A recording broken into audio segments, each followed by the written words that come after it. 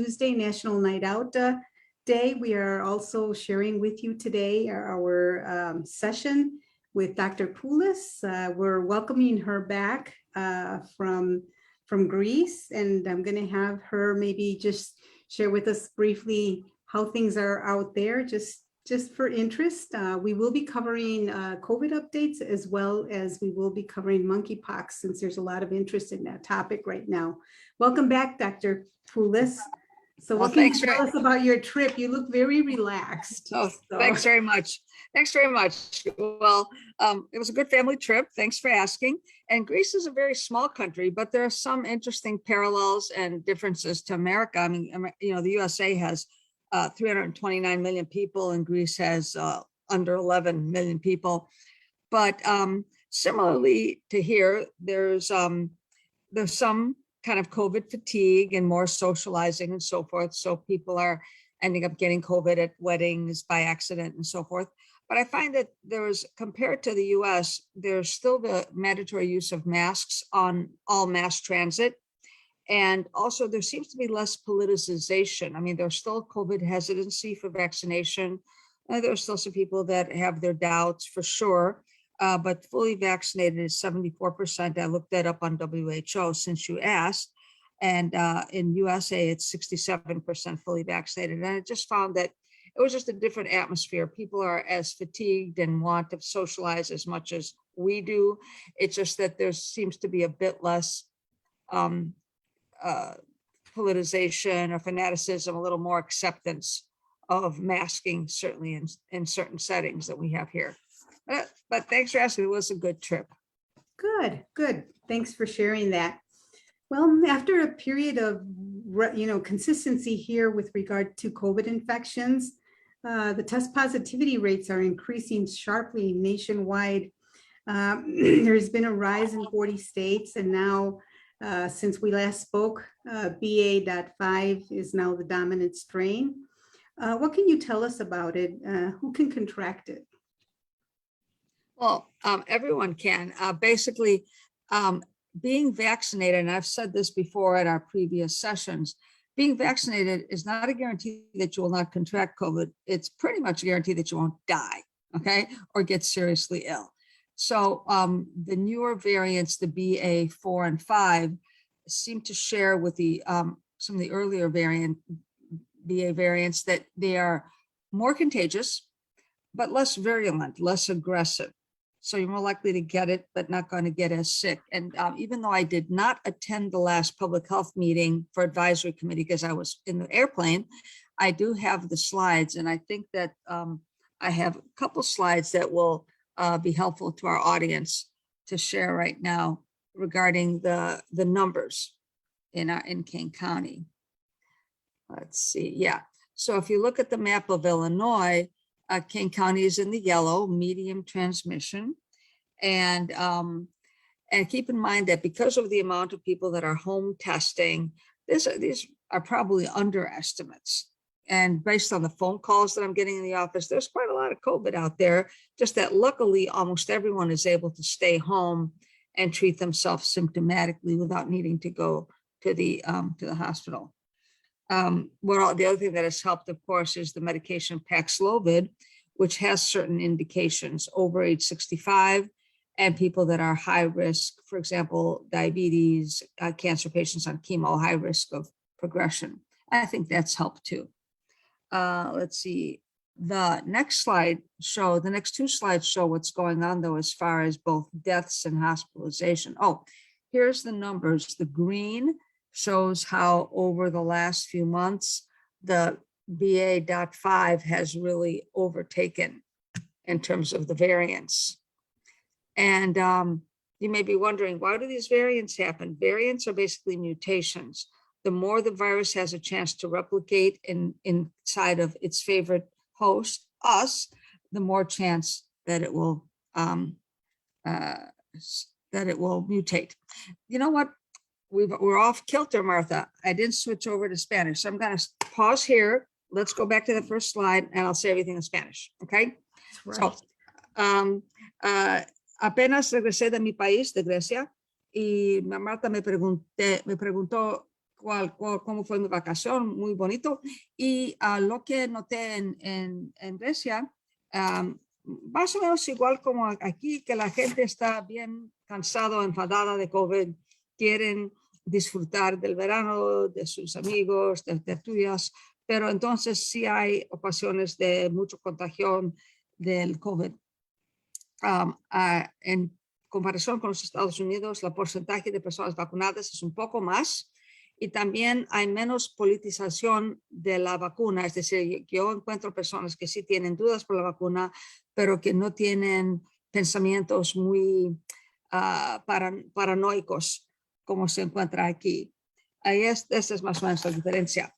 Regresando a los Estados Unidos, en el condado de Kane, se puede ver en este mapa de Illinois que el condado de Kane está en situación de media actividad de COVID y que probablemente hay más COVID de lo que se ve porque hay tantas personas que están haciendo el test en su casa y eso no está reportado.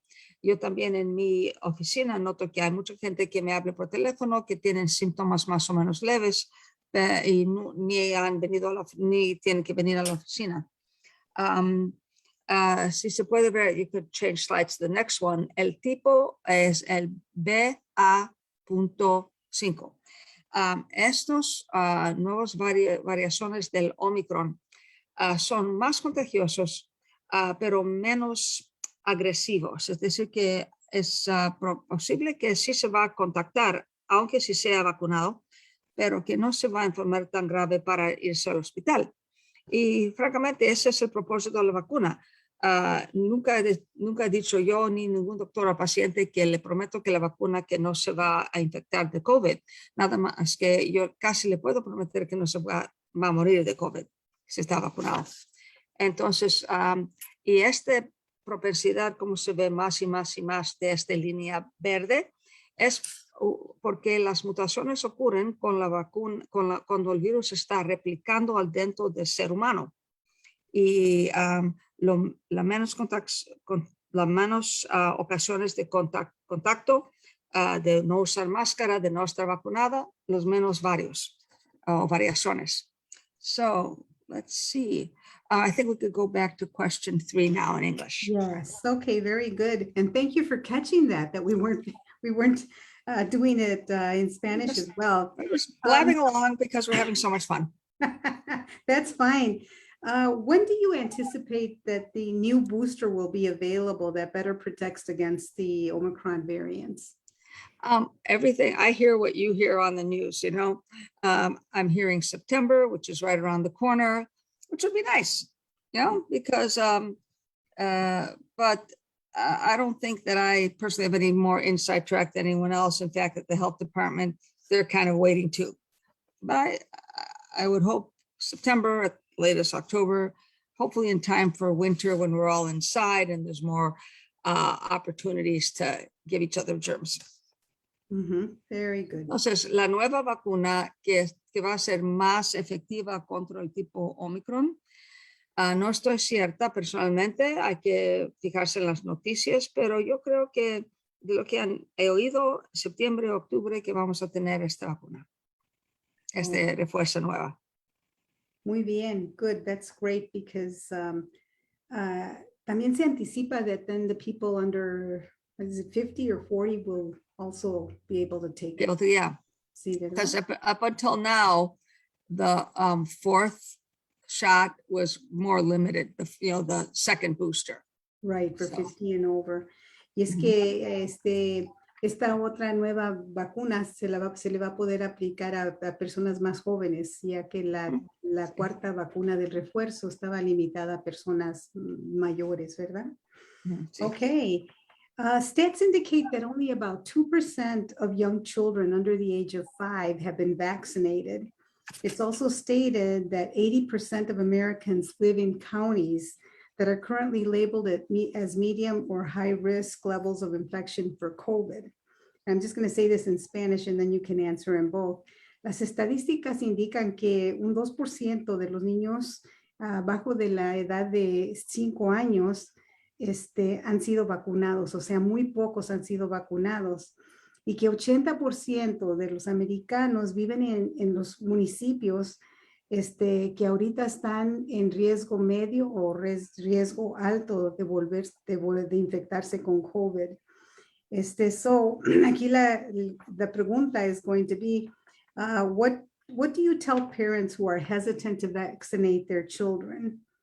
And just a little bit further, maybe combining that, for a parent considering starting COVID because their children are going to start school, if maybe you can share with us what the timeline is for when they should start the process to have their children fully vaccinated. First dose, second dose, and booster. Now, it's kind of complicated, so I think the best way to start in English, let me start with the more nitty-gritty question, the timing and the vaccines and the boosters. I have two things to share with the audience. One is a grid, a chart from, both of these are from the Chicago Department of Health website. Oh, you know what? This is old. We didn't even get to this. Rewind. This just shows the ups and downs of COVID and how this just shows that people aren't dying, which is good. We're still getting COVID, but we're not dying. But we can skip those two slides and go right to the one from Chicago Department of Health, which was like a chart, looks like a grid. But basically, this is the thing to look at. So since there's two shots, like a school age kid, we're talking the 5 to 11-year-old pretty much, right? 2 doses, 3 weeks apart. So in some ways, you've kind of missed the boat because I think U46 starts in a week or so, but that's okay. Partially immunized is better than nothing. Might as well get started on it, okay? Mm-hmm. And the Moderna is 4 weeks apart. So don't feel like, oh, well, I missed the boat, forget, I'm not going to bother. No. In my opinion, there's still a lot of validity to getting your child protected. And these are, rather than me reading you the slide, it's here and it'll be on the website and it'll be on the YouTube video or whatever, people at the library will do for a resource for all this information. And I encourage people to get their children immunized. People have been fallaciously thinking, oh, children don't get sick. Well, some children do get very sick from COVID. There's this inflammatory response syndrome that's a lot like Kawasaki disease. So, for example, and children live with adults, and sometimes they live with grandma and grandpa, who can also get really sick, or fairly sick. So there's a lot of reasons to immunize your kids. So, in Spanish, lo que estamos mirando ahorita en el computer es por la información que por el website del Departamento de Salud de Chicago. Es muy útil porque en esa manera se pueden mirar cuál vacuna, la edad del niño y qué es el régimen. Y aunque la escuela empiece, yo creo como dentro de 2 semanas o menos de 2 semanas que vamos a empezar con la escuela en U46 y probablemente en 303 también. No importa, sea lo que sea, yo recomiendo que se empiece la vacuna, el niño va a tener alguna protección y con la segunda vacuna va a tener aún más protección. And so that's for the vaccine information for the nitty gritty. And I think this is a helpful grid for people. Also keep in mind that many children younger than 5 are in preschool or are with babysitters. Mm-hmm. So they need protection too. Y fíjense que por los niños más chicos, sí se puede vacunar y esos niños también están en riesgo y también están a veces en situaciones contagiosas porque están con babysitters o en algún daycare. La segunda cosa es un link. It's a website that you can click on de la pregunta for the question of patients that have hesitation about vaccinating their children. And I understand that. I'm a parent too. My children are adults, but if they were kids, I would vaccinate them. And I think that once again, the Chicago Department of Health website has a lot of good links, frequently asked questions and quotes from pediatricians to try to reassure people. And, millions of children have been vaccinated. And I can see hesitancy at the beginning of this pandemic or when the vaccines first rolled out.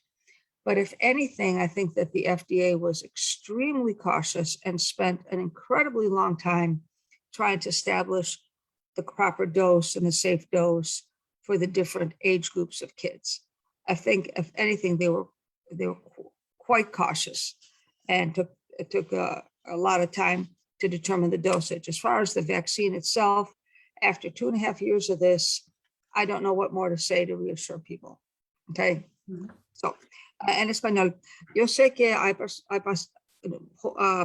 padres que tienen preocupaciones o dudas. Yo tengo un link al sitio del web de Ciudad de Chicago que me parece muy útil, con las respuestas a muchas preguntas detalladas sobre riesgos o preocupaciones. Pero también yo tengo que decirles, después de 2 años y medio de batallando a esta enfermedad, que en el principio, cuando vino la vacuna, yo entiendo por qué fueron personas con dudas o con preocupaciones, pero después de millones y millones de dosis en todo el mundo, yo creo que ya sabemos qué hay y qué no hay en forma de riesgo de la vacuna y del virus. Y también de los niños, el FDA de los Estados Unidos siempre ha tenido la reputación de ser muy cuidadoso, muy cuidadoso, que tomaron mucho tiempo para establecer el dosis correcto para cada edad de los niños. Okay. Entonces, yo personalmente tengo confianza, pero ustedes como padres tienen que tener confianza también, y hay que tratar de educarse, pero educarse no con Facebook, ¿ok? Educarse con lugares del web que son establecidos, que se puede ver con confianza. I'm going to say a little bit in Spanish. La doctora nos compartió cuándo se deben de tomar las vacunas, ¿verdad? Y como para los papás que están pensando en que ya va a empezar la escuela, ella los anima a que no se desanimen ustedes porque no están aún vacunados los niños, sino van a estar vacunados para el día que empiece la escuela, que es como en un par de semanas.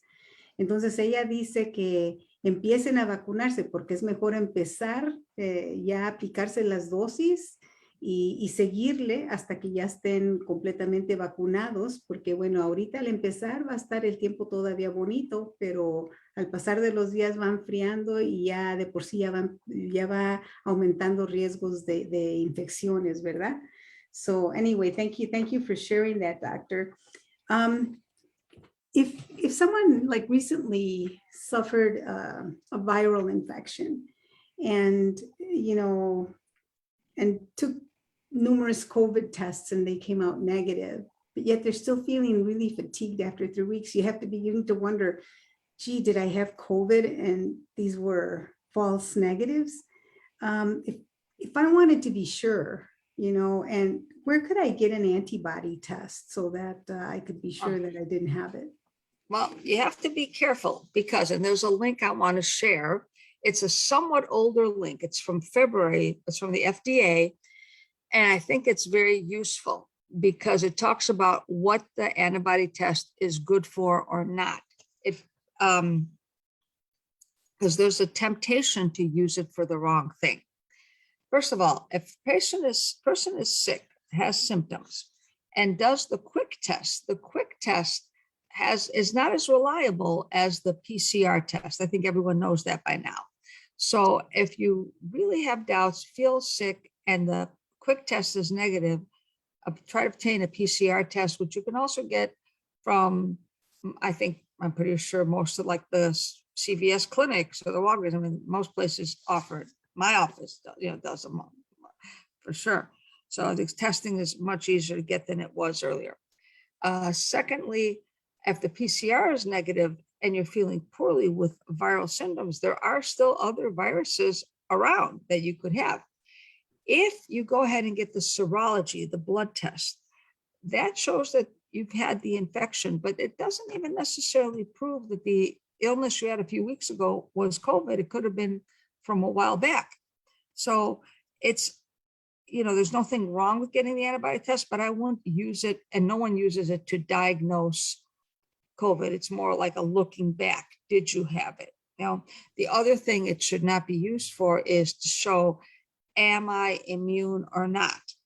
Because, for example, the vaccine, some of the vaccines the antibody that they create is not tested for in some of the antibody tests, because not all antibody tests are the same. So just to say that in Spanish, si una persona ha tenido una enfermedad con síntomas virales parecidos a COVID, pero el test rápido es negativo varias veces. Primero cuidarse y no estar en contacto con gente, porque sea lo que sea, es algo contagioso, aunque no sea COVID. Segundo, que se haga el test que se llama el PCR, que es más seguro, más cierto que el test rápido. Y la tercera, la pregunta de Marta fue, ¿vale la pena hacer la prueba de anticuerpos?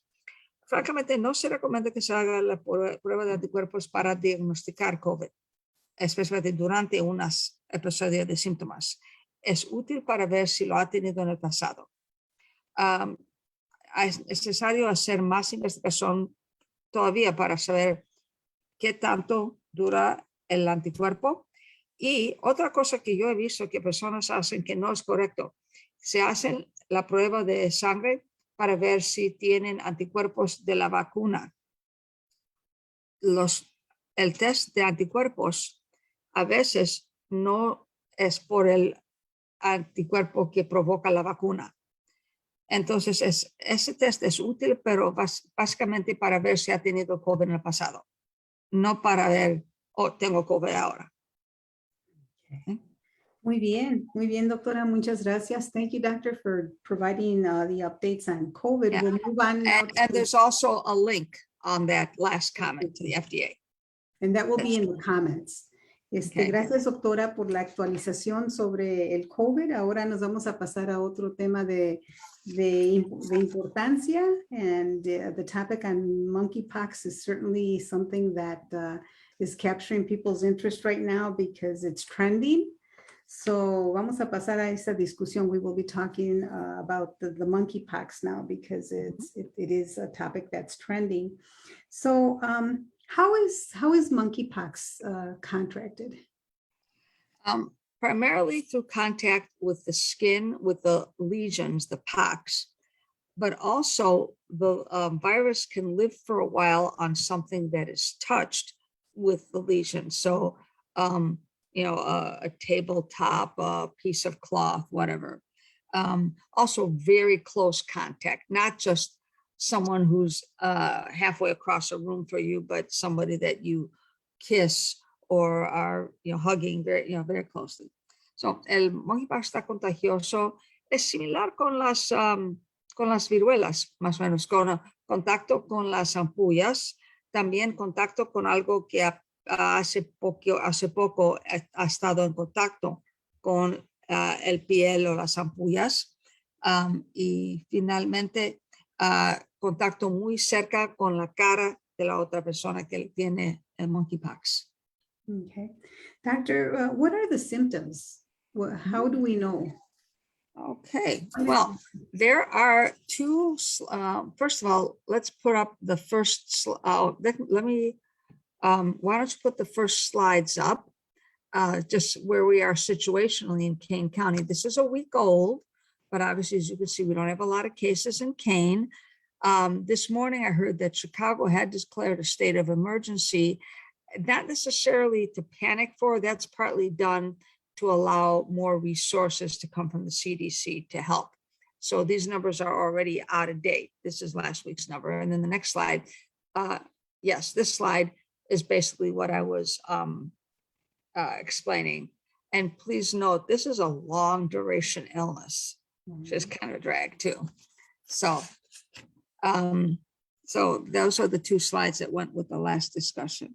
The next question was, what are the symptoms? Now, these are the two gross slides. I apologize. And they're not gross for me because I'm a doctor, but basically shows like chickenpox, which many of you have had, the pox go through stages.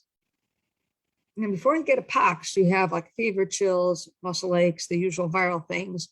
And then you get these little water blisters that then turn pussy and then get a little dip in them that's called an umbilication. And then they get scabby and then they heal over. And basically you're contagious until they're pretty much healed over or at least scabbed and dry. So that's a long illness. And they itch and they can hurt and sometimes they scar. So, and the next slide, I think, has similarly gross pictures. Yeah, just a different view of how the pox look. Okay. So, and let's see. So, estas dos láminas, estos dos dibujos fueron fotos de las lesiones de piel que parecen muy similar a las viruelas, ¿verdad? Ampollas que progresan a ser pústulos y después se ponen como con caspa y finalmente se regresan a lo normal. A veces se cicatrizan, duelen, pican, pero la persona está contagioso por todo ese tiempo hasta que están bien resecos. Okay, muy bien. Muy bien. Y es una enfermedad a más larga duración de lo que estamos viendo. That's largo. Yeah, and the treatment is, for most people, the treatment is symptomatic. Like a lot of viral illnesses, for most healthy people, it's just a matter of toughing it out, skincare. What I don't know, because I haven't seen a case yet and I haven't read if, back in the day of chickenpox, things like Caladryl or different lotions might help just with the symptoms. Nothing will clear them up, just to help you with the itching or the stinging. Tylenol, fluids, rest, avoidance, staying home. This kind of puts you out of commission for several weeks. So for most people, it's that. There is one drug that has been approved for the severe cases. For example, an immunocompromised patient that gets a very severe case that with hemorrhaging and very extensive lesions. And I was reading up on it. It's a drug which initials are TPOXX, and you only can get it by calling the emergency number of the CDC. And I'm certain that if one of my patients were to need that, they'd be heading downtown to a major center to get this. Okay, so I think I don't think that's extremely common, gonna be a common thing. El tratamiento es como tratamiento por muchas enfermedades de virus, apoyando al paciente con líquidos, evitando la deshidratación, Tylenol. Lo que no sé, porque no tengo experiencia con este virus hasta ahorita, si es útil usar ungüentes o algo para calmar la piel. Hay un tratamiento que es de urgencia que se puede conseguir solamente por el CDC, hablando un número de emergencia por pacientes que están muy graves. Y apenas hoy estaba platicando con el jefe del cuidado de salud de Kane, de condado, y dice que él no anticipa que vamos a tener esta medicina aquí hasta ahorita, que va a ser algo que los pacientes, si hay un paciente que lo necesita, que tendrá que irse hasta Chicago. Okay. And we can tell that from the low rates that we're seeing right now in King County, even a week ago, just 4. So lo podemos ver con los casos que han habido hasta esta fecha en King County, que hasta la semana pasada eran 4 casos. So por eso yo creo que se van para Chicago a buscar la vacuna, ¿verdad? So then the question is asked, who is vulnerable and who should be vaccinated? Well, there is a vaccine. King County has, and there's a slide on this, the vaccine update. Yep, there it is. There is a vaccine. And by the way, there is also testing, which some commercial laboratories are doing. I forgot to mention that. But there is a vaccine. King County has it, and it's being distributed through the Open Door Clinic, which is I think primarily in Elgin, but I think they have an Aurora office as well, and B&A Healthcare, which is in Elgin and Aurora. And the reason for those two clinics, and now we could go to the next slide, is because there are certain groups that are at higher risk, and the vaccine is only recommended for these groups at this time. So it's not a universally recommended vaccine, this Jynneos vaccine.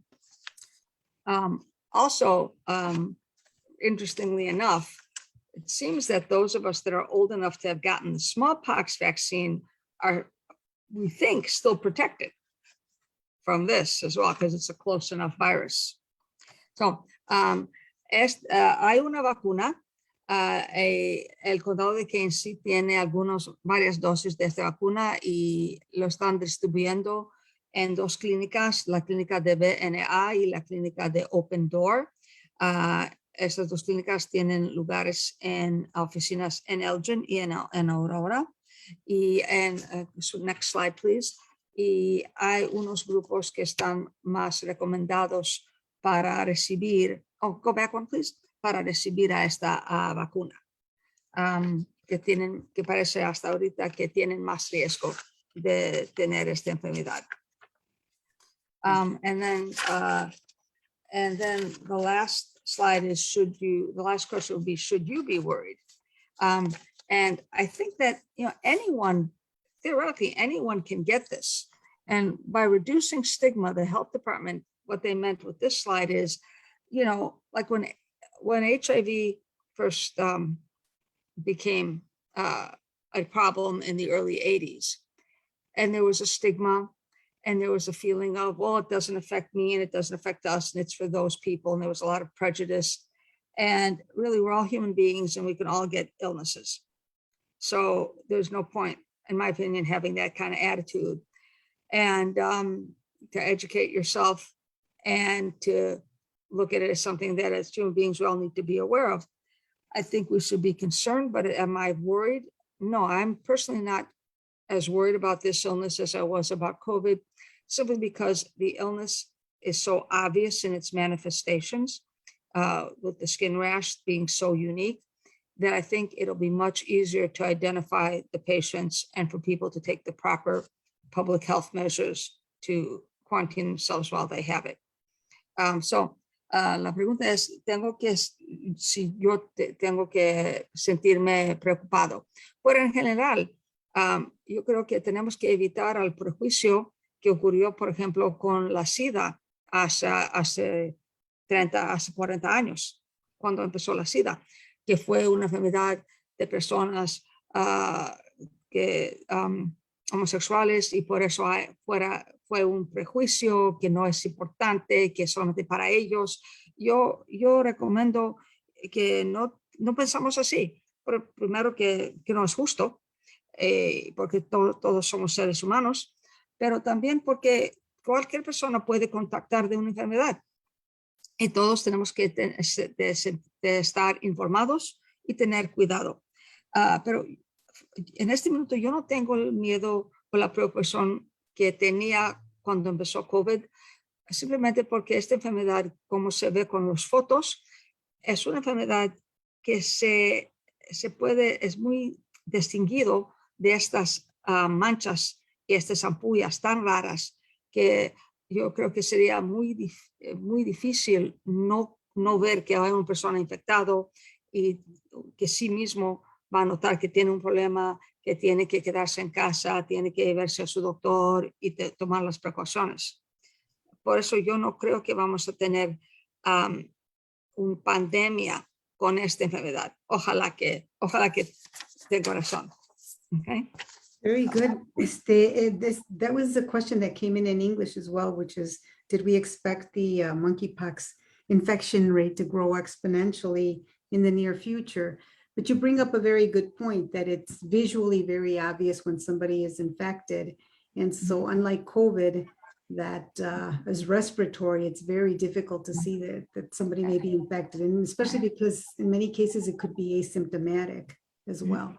Yeah, well, I think that even though there's an incubation period, as you could tell in one of the earlier slides, there's an incubation period before people get the actual shot. So it's 7 to 14 days before, that's the time period that people could be spreading it and not know it. I know it. So I still think there's a concern. Okay, I'm not being like blasé, but I don't have, but with COVID, you know, wintertime, how many people have a runny nose or a cough? No, Mhm. I think it was much harder to get a handle on who has COVID and who doesn't. But so I just caution, and let's be aware, and let's see what happens.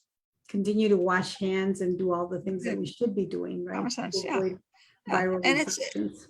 yeah, and diciendo que hay que tomar las precauciones normales, lavando las manos, evitando contacto muy cerca a otra gente, especialmente si se siente mal. Mejor si se siente mal, si tiene resfrío, si tiene catarro, si tiene fiebre, no se vaya a la tienda, no se vaya al trabajo. Okay? Mhm. Come on, It's in casa. tell your boss I said so. Yeah, very good. Well, thank you very much, Doctor, for the great information you shared with us today. Muchas gracias, doctora, por la buena información que nos ha compartido en estos dos temas. We want to share with you that tomorrow, August 3rd, at the library, the Aurora African American Coalition and the King County Health Department will be hosting a vaccine clinic. All vaccines will be available, from the children's vaccines to first doses, second doses, boosters. And you're welcome to stop by. It will be from 4 to 7 p.m. at the library. No appointment is necessary, so feel free to come anytime between those hours. Quisiera compartirles que mañana, día 3 de agosto, por la tarde, va a haber una clínica de vacunas para COVID, de 4 a 7.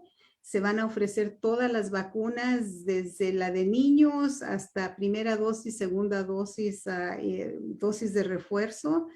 Y no se necesita cita, puede ir, y la van a estar promoviendo la coalición de Aurora de afroamericanos, y también el condado de Kane, el Departamento de Salubridad. En conjunto van a ofrecer la clínica en la biblioteca. So please feel free to stop by between 4 and 7.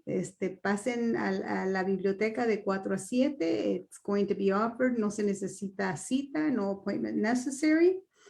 And I just wanted to share that with you. And Dr. Poulos, thank you for great information. Thank you for sharing. And you still have that vacation afterglow. Okay. So, It'll be gone soon, but thanks.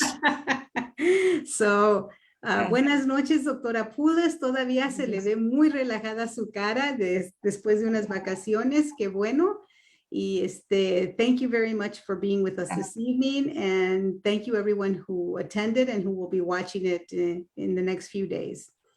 Buenas noches. Good night. Good night. Bye-bye.